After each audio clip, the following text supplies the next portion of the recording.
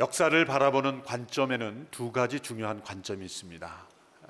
첫 번째 관점은 역사에는 어떤 목적과 방향이 없이 돌고 도는 그러한 순환되는 역사라는 것이죠.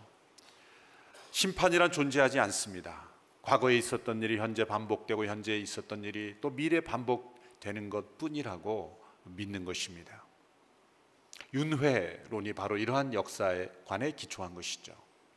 두 번째 역사를 바라보는 중요한 관점은 역사에는 시작과 끝이 있다는 것입니다.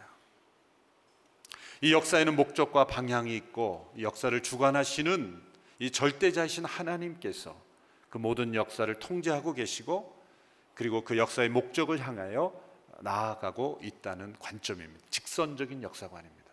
역사는 시작이 있으므로 끝이 있고 그 끝에는 심판이 있다는 것입니다.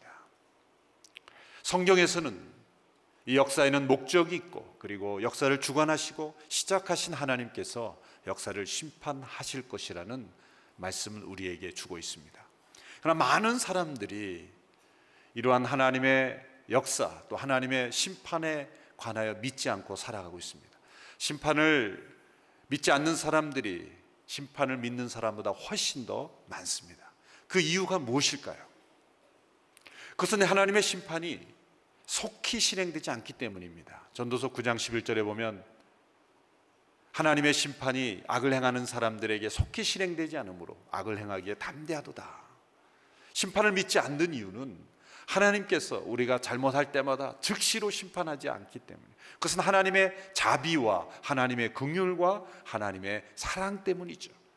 하나님은 우리가 회개하기를 기다리시고 돌아오기를 기다리시고 우리가 심판받기를 원치 않으시기 때문에 오래 참으시기 때문에 사람들이 그 하나님의 오래 참으심을 이용해서 오히려 심판이 없는 것처럼 그렇게 살아가고 있다는 거죠. 노아의 홍수 때도 하나님이 갑자기 예고 없이 노아 가족만 살려주시고 나머지를 다 멸절시킨 것이 아닙니다. 유다서를 보면 노아의 3대 할아버지였던 이 에녹, 하나님과 300년을 신실하게 동행하였던 그 에녹이 하나님의 심판을 예언하는 예언자로서 살아갔다는 기록이 나옵니다. 그러므로 어떻게 에녹이 하나님과 동행했는가? 하나님의 심판을 의식하며 살았기 때문에 하나님과 동행했다는 거죠.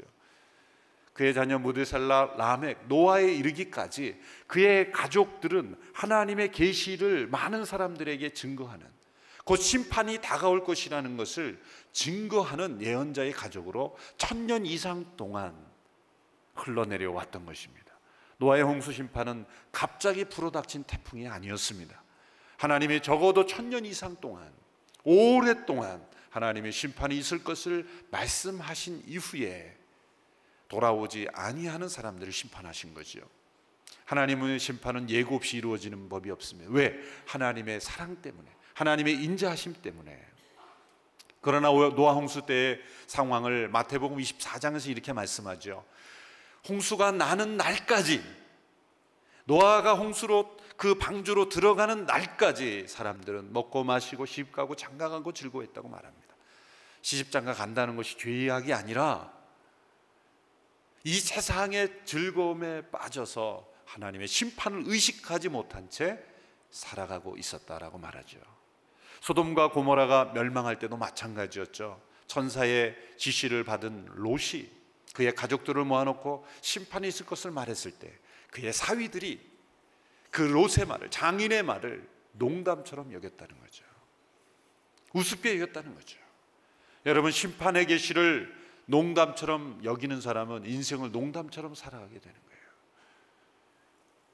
많은 사람들이 하나님의 심판의 계시를 믿지 않고 있는 것입니다.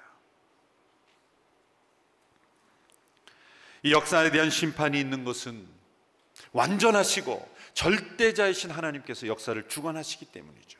로마서 11장 36절의 말씀을 우리 같이 한번 읽겠습니다. 시작. 만물이 그분에게서 나오고 그분으로 인해 있고 그분에게로 돌아갑니다. 그분에게 영광이 영원토록 있기를 빕니다. 만물을 창조하신 하나님께서 이 만물을 주관하고 통제하고 계시며 또 이 만물을 심판하실 것이다. 그러므로 이 역사는 하나님의 이야기입니다. 그래서 흔히 히스토리를 His story, 그분의 역사다, 그렇게 말하기도 합니다. 여러분, 절대 권력은 절대 부패한다는 말이 있죠. 의미는 이해하지만 정확한 말은 아닙니다. 왜냐하면 인간은 누구도 절대 권력자가 될 수 없기 때문이죠. 절대 권력은 오직 하나님께만 있습니다. 그러므로 절대 권력은 절대 부패하지 않습니다. 사람들이 부패하는 이유는 자신의 권력이 절대적이라고 착각하기 때문이죠. 모든 권력, 모든 권세를 가지신 하나님은 완전하시고 완전히 사랑이시고 완전히 공의로우시기에 하나님은 절대 부패하지 않으시는 분입니다. 역사를 이끌어 가실 때 절대 부패하게 내버려 두지 않으시는 것입니다. 그러므로 하나님은 이 역사를 통해서 자신을 절대화하고 절대 권력화하는 모든 인간의 권력과 세력들을 반드시 무너뜨리는 것입니다. 그 증거가 성경에 나와 있는 것이죠. 오늘 본문에서 스가랴가 마지막으로 본 8번째 환상에도 온 세상을 다스리신 하나님께서 대적하는 세력들, 교만한 세력들을 심판하시는 장면이 또 등장합니다. 스가랴가 눈을 들어 보니 청동으로 된 두 산 사이에서 4대의 전차가 등장합니다. 이 전차들은 여러 색깔의 말들이 이끌고 있는 모습입니다. 첫 번째 전차는 붉은 말들이 끌고, 두 번째는 검은 말들이 끌고, 셋째 전차는 흰 말들이 끌고, 넷째 전차는 얼룩진 말들이 끌고 있었습니다. 이들이 무엇입니까? 라고 질문하자 이들은 온 세상을 다스리시는 주님을 섬기는 하늘의 내 영들이다. 하나님의 지시와 하나님의 명령을 따라 세상을에게 하나님의 공의와 또 심판을 실행하는 도구들이라는 말씀을 주고 있습니다. 이 전차, 우리 개역성경에는 병거라고 되어 있죠. 좀 현대적으로 번역해서 전차라고 번역한 것입니다. 전쟁용 무기죠. 하나님의 심판을 실행하는 도구들입니다. 아마 오늘날로 더 만약에 이 환상을 보았다면 어떤 탱크나 또 현대식 또 전투기, 헬기, 그런 모습들이 나타났을 것입니다. 자, 이 전차를 여러 색깔의 말들이 끌고 있었습니다. 자, 이 여러 색깔이 등장할 때 많은 사람들이 역사적으로 수많은 해석들이 존재합니다. 여러 나라들이라는 해석도 등장하고, 또 성경의 요한계시록에 보면 여러 가지 그 색깔들의 붉은색, 검은색, 흰색, 또 얼룩색, 이런 색들의 의미가 있습니다. 그러나 많은 해석이 있지만 간단하게 설명하면 하나님께서 이 역사 속의 죄악을 심판하실 때 그 심판의 방법이 매우 다양하다는 것을 말씀해 주고 있는 것입니다. 때로는 전쟁으로, 때로는 병과 기근으로, 때로는 자기 스스로 파놓은 함정에, 각양각색의 죄악이 있는 것처럼 하나님의 심판도 각양각색의 심판으로 역사 속에 나타난다는 것이죠. 그리고 이 전차들이 등장할 때 2개의 큰 청동으로 된 산 사이에서 나왔습니다. 이 성경에서 이 청동은 아주 강한 힘과 능력을 상징합니다. 요한계시록 1장 15절에 보면 예수님을 표현할 때 이렇게 표현했습니다. 우리 같이 한번 읽어볼까요? 시작. 그분의 발들은 용광로에서 재련된 청동 같고 그분의 음성은 많은 물소리와 같았습니다. 자, 예수님의 발을 뭐로 비유했습니까? 용광로에서 재련된 청동. 그 예수님의 그 발이 얼마나 강한 발입니까?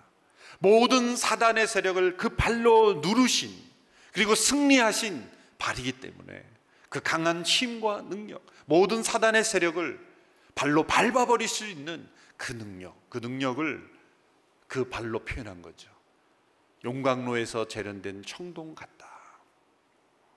따라서 하나님께서 청동산, 2개의 청동산 사이에서 보내진 이 전차들은 사방으로 보내졌어, 온 세상으로 보내졌어. 하나님의 뜻대로 심판을 반드시 실행하는데 승리하는 그런 하나님의 도구라는 것을 보여주고 있습니다. 여러분의 역사에 흥망성쇠가 있는 것은 하나님께서 역사 속에서 계속 전쟁하고 계시기 때문이죠. 이 사람들의 전쟁은 이기적인 욕망에 의한 전쟁이지만 하나님의 전쟁은 이 악에 대한 전쟁입니다. 죄악에 대한 전쟁입니다. 끊임없는 이 사단의 세력에 대한 하나님의 전쟁이고, 이 전쟁에서 하나님은 반드시 승리하신다는 거죠. 그래서 이 청동산이 보여주는 의미인 것입니다. 사람들이 볼 때는 역사가 흘러가다가 어떻게 하다 보니까 운이 나빠서 멸망하게 되고 어떤 사람이 운이 좋아서 잘 되는 것처럼 보이지만 이 역사의 흥망성쇠는 반드시 인간의 죄악과 관련이 있는 것입니다.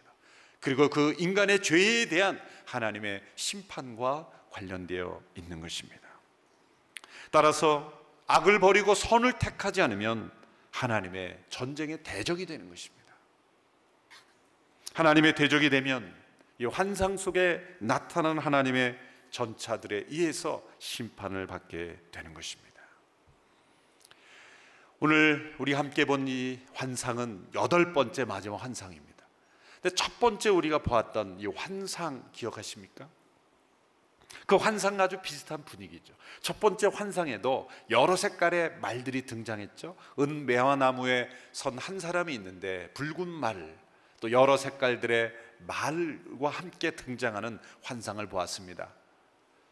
이 말들이 무엇입니까? 라는 질문에 천사가 이렇게 대답했죠. 이 말들은 온 세상을 두루 돌아다니는, 하나님의 명령을 따라 온 세상을 두루 돌아다니는, 상황을 파악하는 그런 천사들이라고 말했습니다.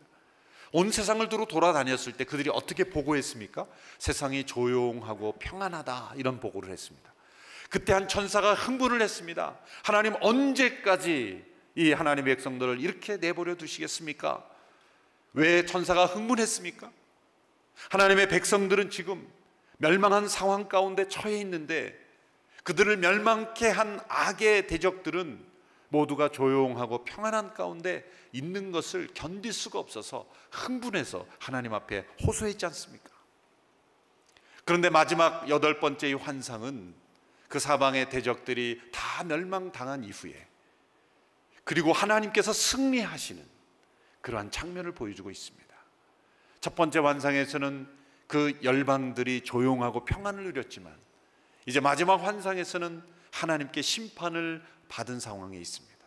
첫 번째 환상에서는 그 천사가 호소할 정도로 안타까운 상태였지만 이제 마지막 8번째 이 환상에서는 하나님의 마음이 시원할 정도로 하나님의 공의가 만족된 상태라고 보여주고 있습니다. 오늘 본문 8절의 말씀을 보십시오. 6장 8절의 말씀을 같이 한번 읽겠습니다. 시작. 북쪽 지방으로 나간 말들이 북쪽 지방에서 내 마음을 시원하게 해주었다. 자, 천사가 큰 소리로 말했다는 거죠. 큰 소리로 외쳤다는 것은 이 일이 성공적으로 수행됐다는 거예요. 하나님의 공의가 이루어졌다는 것입니다. 하나님의 마음이 시원하게 되었다. 이 말은 하나님이 심판을 즐기신다는 뜻이 아니죠. 하나님의 공의가 만족되고 하나님의 뜻대로 모든 역사의 일이 잘 이루어졌다라고 말씀하시는 것입니다. 이 역사 가운데 죄악이 있을 때 하나님의 마음은 편안하지 않습니다. 하나님의 마음은 들끓습니다. 우리는 이 세상을 보며 왜 악이 성행하고 이렇게 불법이 난무할 때 하나님은 왜 가만히 계십니까? 하나님은 왜 이렇게 태평스럽게 계십니까? 라고 말할 수 있지만 하나님은 절대 태평하지 않습니다. 하나님의 마음은 절대 평안하지 않습니다. 하나님의 마음은 불편하십니다. 하나님의 마음은 애가 끓습니다. 그 악에 대한 하나님의 징벌이 온전히 이루어질 때 하나님의 마음은 그 시원하게 되는 거죠. 그들이 멸망받은 것을 기뻐한다는 것이 아니라 하나님의 뜻이, 하나님의 공의가 만족되어야만 하나님은 평안을 누릴 수가 있다는 것입니다. 하나님이 심판을 실행하실 때는 그 마음이 시원하게 되기까지 철저하게 심판하십니다. 우리가 그 하나님의 마음을 시원하게 해드릴 수 있는 방법은 무엇이겠습니까? 어떻게 우리가 그 하나님의 마음을 시원하게 해드릴 수 있겠습니까? 우리가 그 심판의 대상이 되는 것입니까? 아니죠. 그 아들을 보내시기까지, 십자가에 못 박으시기까지 우리가 심판받지 않기를 원하시는 그 하나님의 애끓는 마음을 우리가 믿음으로 그 사랑을 받아들여 심판에 이르지 아니하는 것이 하나님의 마음을 시원하게 해드리는 것입니다. 또한 이 역사 가운데 죄악을 떠남으로 말미암아 하나님이 역사를 심판하실 때에 그 심판의 현장에 하나님의 택하심을 받은 백성들이 있지 않는 것, 그러므로 날마다 죄악을 떠나 하나님의 심판의 대상이 되지 않는 것, 그것이 하나님의 마음을 시원하게 해드리는 것입니다. 그리고 때로 심판받아 마땅한 사람들일지라도 그 심판에 대한 경고를 받아서 하나님께 회개하고 돌아옴으로 하나님이 심판할 이들이 아무도 없는 것, 이것이 하나님의 마음이 시원하게 해드리는 것입니다. 우리 모든 온누리교회 성도들이 주님의 마음을 시원하게 해드릴 수 있는, 심판을 즐기시는 분이 아니신 그 하나님께서 온 세상을 두루 살펴보실 때에 심판하실 만한 죄악이 세상에 없기를 원하시는 거예요. 그러나 이 세상을 보면 죄악 가운데 있는 사람은 분명히 있습니다. 하나님의 심판을 거절하는 사람들이 분명히 있다는 거예요. 받아들이고 자초하는 사람들이 있다는 거예요. 그런 하나님의 심판 가운데 우리의 가족이, 우리의 삶의 일터에 있는 사람들이, 이 나라 민족이, 이 열방 가운데 있는 수많은 족속들이 포함되지 않게 되기를 위해서 우리가 날마다 기도하는 것, 그것이 바로 주님의 마음을 시원하게 해드리는 것입니다. 우리의 마음이 하나님의 마음과 하나가 되기를 축원합니다. 하나님의 마음이 슬플 때 우리의 마음도 슬퍼야 합니다. 하나님의 마음이 기쁠 때 우리의 마음도 기뻐야 합니다. 누가복음 15장에 보면 집을 나갔다 돌아온 둘째 아들이 돌아왔을 때 그 아버지는 기뻐서 정말 즐거워서 잔치를 베풀었지만 그 잔치에 기쁨을 누리지 못한 사람이 있었죠. 첫째 아들. 집안에는 있었던 것 같지만 그 아버지의 기쁨을 함께 기뻐하지 못했고, 그랬다면 이 첫째 아들은 집을 나간 둘째 아들이 돌아오지 않고 있었을 때도 아버지가 슬퍼할 때 그는 슬퍼하지 않았다는 거죠. 동생이 집을 나갔을 때 슬퍼했다면 동생이 돌아왔을 때 아버지처럼 함께 기뻐했을 것이 분명한데, 동생이 돌아왔어도 그는 기뻐하지 않았습니다. 그 이유는 아버지의 마음이 없었기 때문이죠. 아버지의 마음이 시원하게 됐을 때 우리의 마음도 시원하고, 아버지의 마음이 애가 끓고 있을 때 우리의 마음도 애가 끓을 수 있는 주님의 마음에 합한 우리 모두가 되기를 주님의 이름으로 축원합니다. 오늘 본문 9절에서 15절까지의 말씀은 이제 8가지의 환상이 끝나고 이 환상을 마무리 짓는 한 사건이 등장합니다. 그것은 하나님께서 스가랴에게, 대제사장 여호수아에게 왕관을 씌워주라는 말씀입니다. 이것은 환상이 아닙니다. 구체적인 행동입니다. 이 행동은 매우 상징적이고 예언적인 행동입니다. 오늘 본문 9절에서 11절의 말씀을 우리 같이 함께 읽겠습니다. 시작. 여호와께서 내게 말씀하셨다. 바벨론의 포로로 사로잡혀 갔다 돌아온 헬데 도비야 여다야가 스바냐의 아들 요시야의 집에 와 있다. 너는 오늘 그 집에 가서 그들에게서 예물을 얻어라. 은과 금을 얻어다가 왕관을 만들어서 여호사닥의 아들 대제사장 여호수아의 머리에 씌워라. 하나님께서 스가랴에게 시키신 이 명령은 매우 이상해 보이는 행동입니다.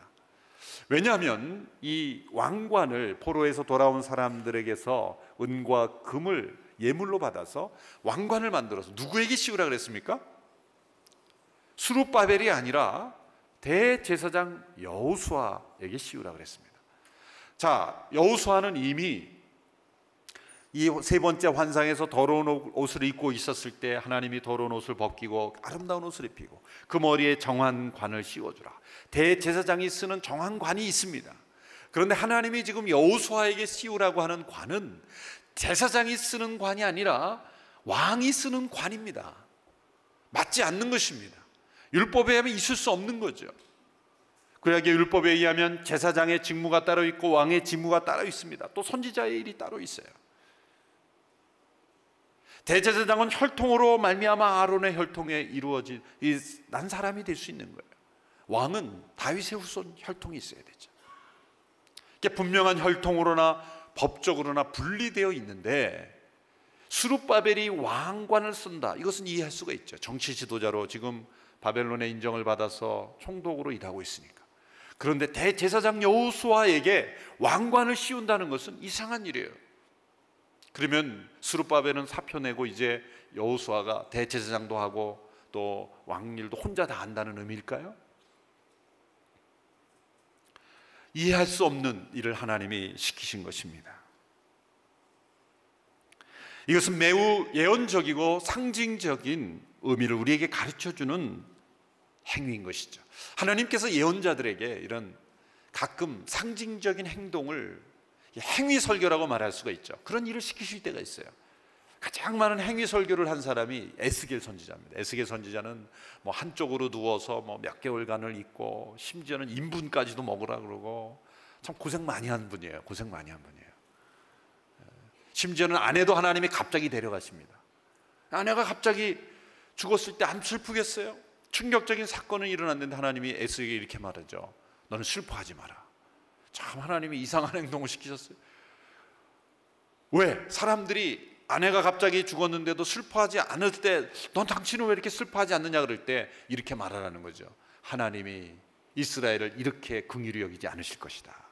이렇게 심판하실 것이다.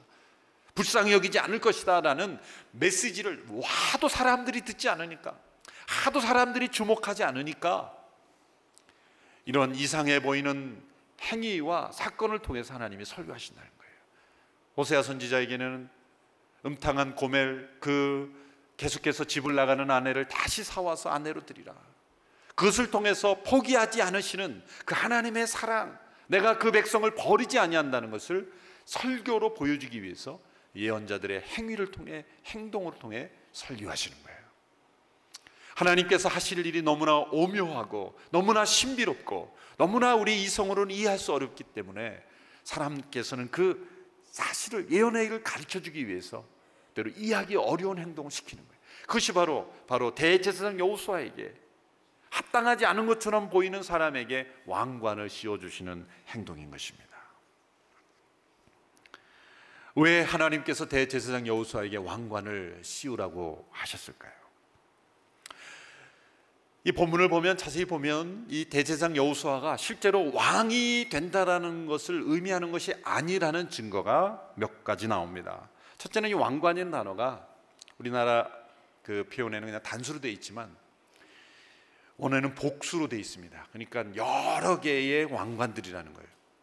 분명히 하나의 왕관을 쓰였을 텐데 여러 개의 왕관이라는 것은 히브리어에는 이 신적인 영광을 표현할 때 복수로 항상 씁니다. 그래서 하늘도 그냥 하늘이라고 말하지 않고 하늘들이라고 말해요. 하늘들 그럼 이상하잖아요. 하늘이라고 하면 되는데 하늘들 이렇게 돼 있어요. 이 시편에는 곳곳에 보면 그대로 번역이 돼서 하늘의 하늘들이라도 이렇게 그런 표현들이 나오죠. 그것은 하늘이 여러 개가 있다는 것이 아니라 그 하나님의 영광을 온전하게 나타내기 때문에 이 장엄함을 설명하기 위한 복수예요. 장엄복수라 그러죠. 엘로힘, 그것도 복수형입니다. 그러니까 하나님에 관련, 신적인 것에 관련된 것은 전부 복수형을 사용했다는 거예요. 이것도 그냥 왕관을 씌우니까 한 개인에게 영광을 주기 위해서 씌우는 것이 아니라 뭔가 하나님의 영광을 나타내는 그러한 그 왕관이라는 거예요. 또 보면은 이 왕관을 여호수아에게 씌운 다음에 14절에 보면 집으로 그 왕관을 가져가는 것이 아니라 성전에 보관하라, 이런 말씀이에요. 성전에 보관. 그러니까 여호수아가 진짜 왕이 되는 거면 쓰고 다녀야 되잖아요. 그런데 그 성전은 14절에 보면 이렇게 되어 있습니다. 그 왕관은 헬렘과 도비야와 여다야와 스바냐의 아들 헨을 기념하기 위해 여호와의 성전에 둘 것이다. 성전에 계속 두어야 한다는 거예요. 그러니까 여호수아가 왕으로 행세했다는 게 아니라는 거죠. 왜 성전에 두었겠습니까? 성전에 보관되어 있는 그 왕관을 보면서 사람들은 이런 생각을 했을 것입니다. 누가 이 왕관의 주인공이 될 것인가? 누가 이 신적인 영광, 하나님의 영광을 나타내는 이스라엘의 진정한 왕이 될 것인가? 이후에도 분명히 왕이 세워졌지만 그 왕관을 쓰지는 못했습니다. 그 왕관은 수백 년 동안 여호와의 성전에 보관되었었던 거예요. 사람들은 이런 생각을 했고, 누가 이 왕관의 주인공이 될 것인가? 사람들은 기다릴 수밖에 없었습니다. 그 왕관의 주인공은 누구였습니까? 바로 예수 그리스도. 진정한 왕이신 예수 그리스도, 그리고 진정한 대제사장인 예수 그리스도. 대제사장 여호수아에게 왕관을 씌웠다는 것은 그 여호수아 개인을 의미하는 것이 아니라 여호수아의 이름으로 오시는 예수, 여호수아의 그 헬라식 이름이 이 예수죠. 히브리식 이름 그대로 연결이 되는 거예요. 여호수아가 곧 예수예요.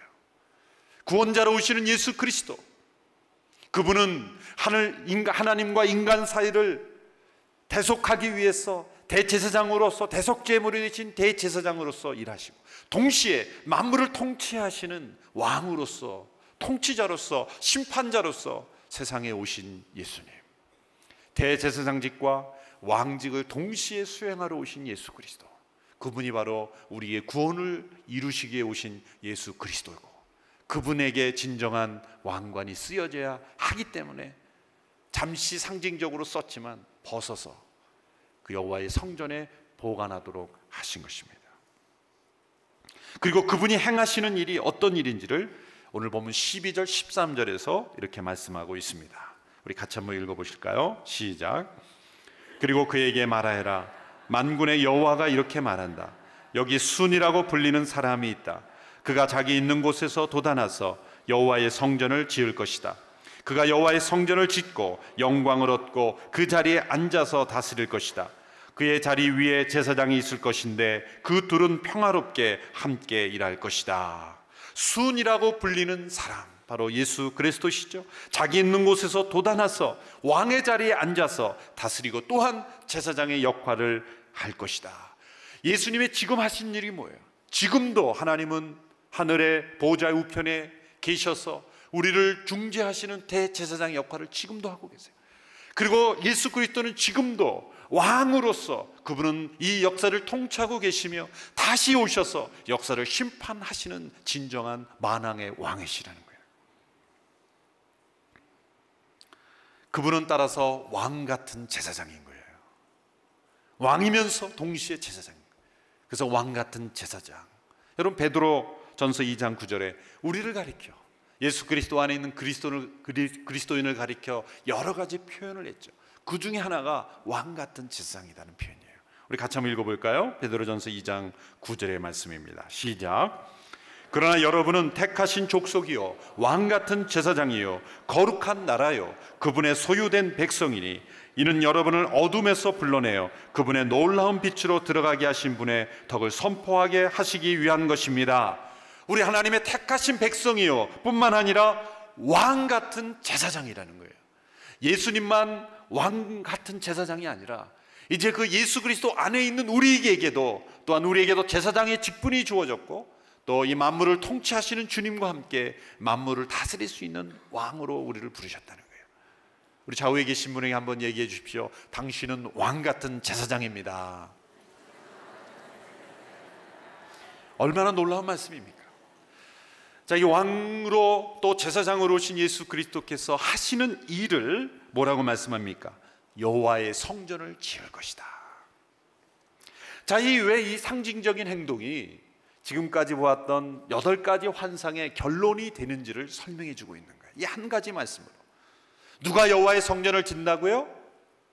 순이라 부리우는 사람이, 왕으로 또한 제사장으로 오시는 분이 성전을 짓는다는 것입니다.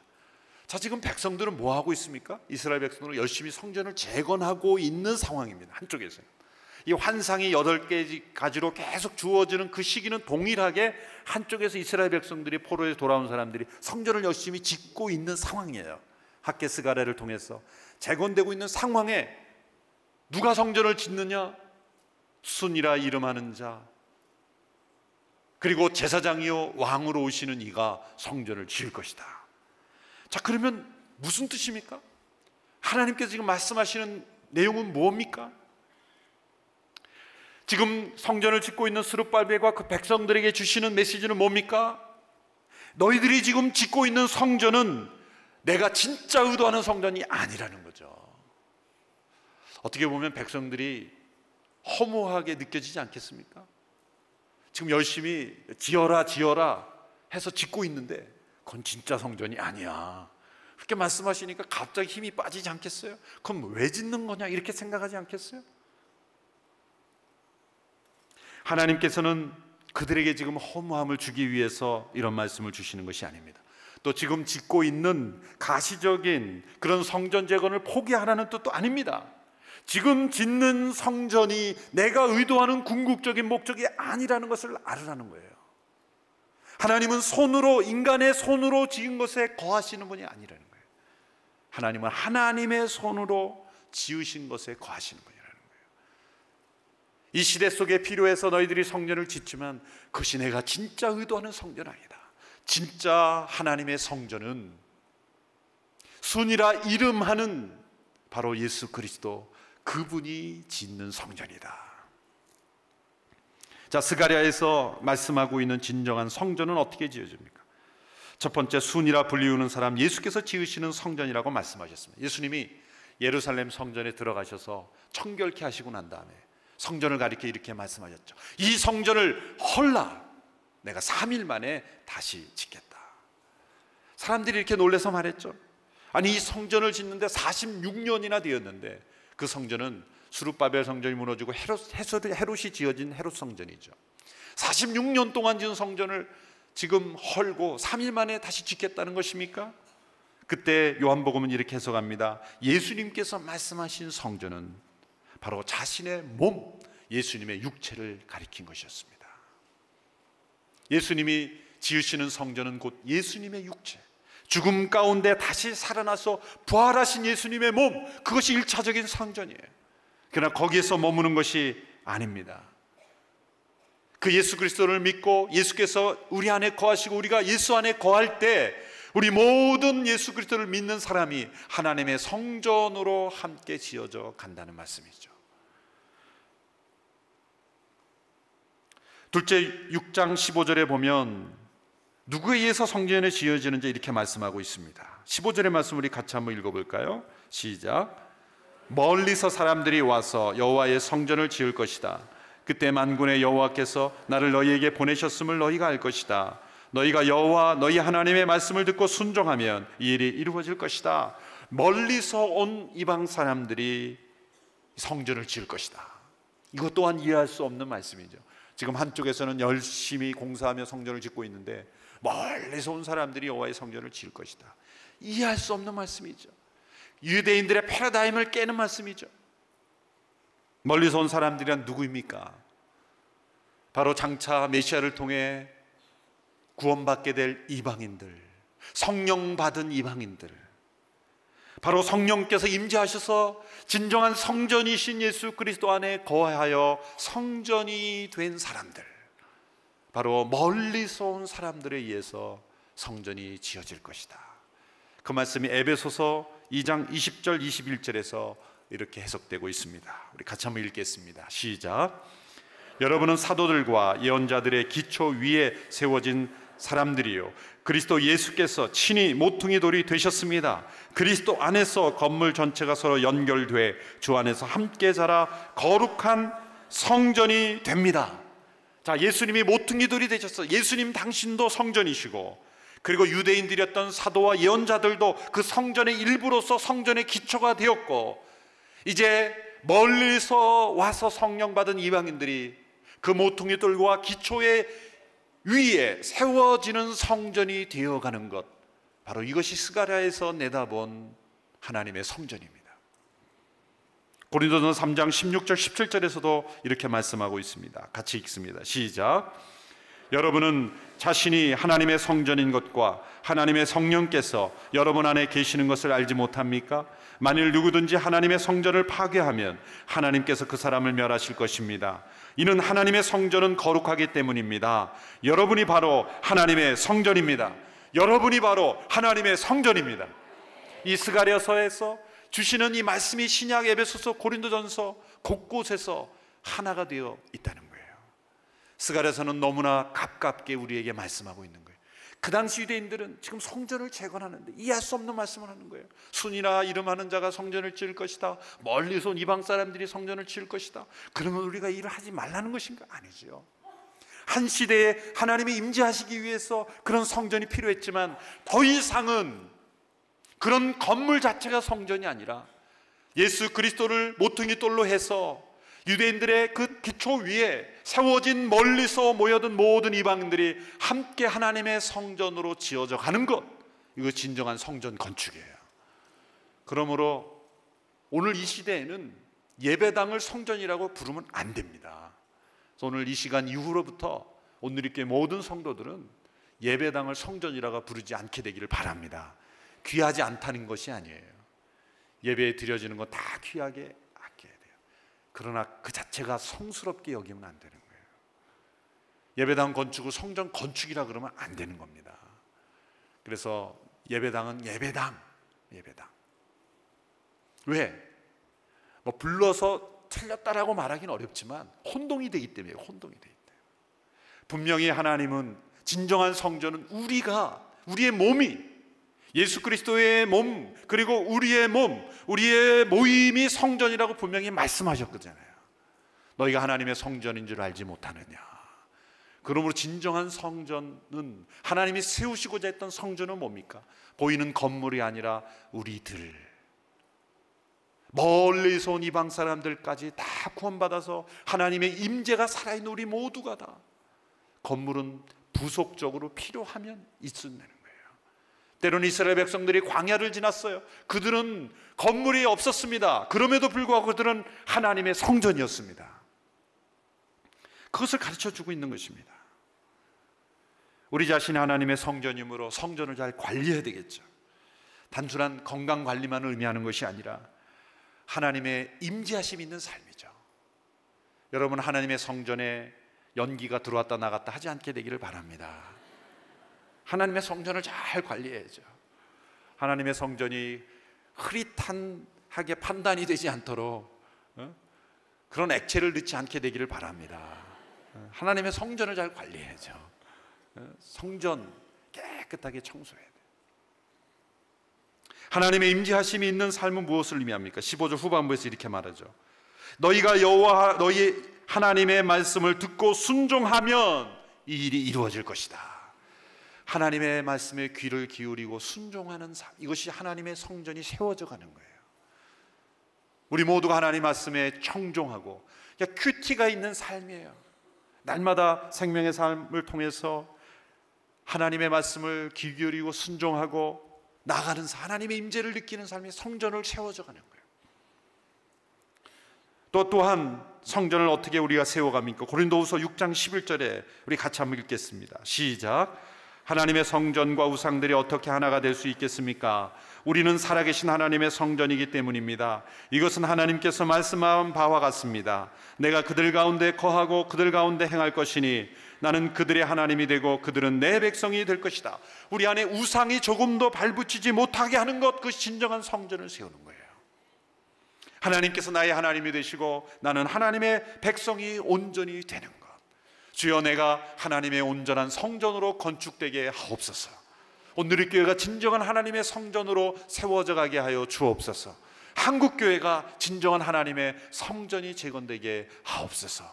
보이는 건물이 아니라 보이지 않는 하나님의 성전, 하나님의 예수 그리스도, 그리고 순이라 이름하는 자가 지으실 그 성전, 그리고 그 기초 위에 세워지는 우리 모두가 하나하나 살아있는 돌이 되어서 하나님의 성전으로 지어져 가는 것. 하나님의 임재가 있고 하나님의 말씀에 대한 청종이 있고 순종이 있고 모든 우상이 사라져서 온전히 하나님의 백성으로 드려지는 우리 모두, 바로 우리가 하나님의 성전입니다. 함께 고백했습니다. 내가 하나님의 성전입니다. 우리가 하나님의 성전입니다.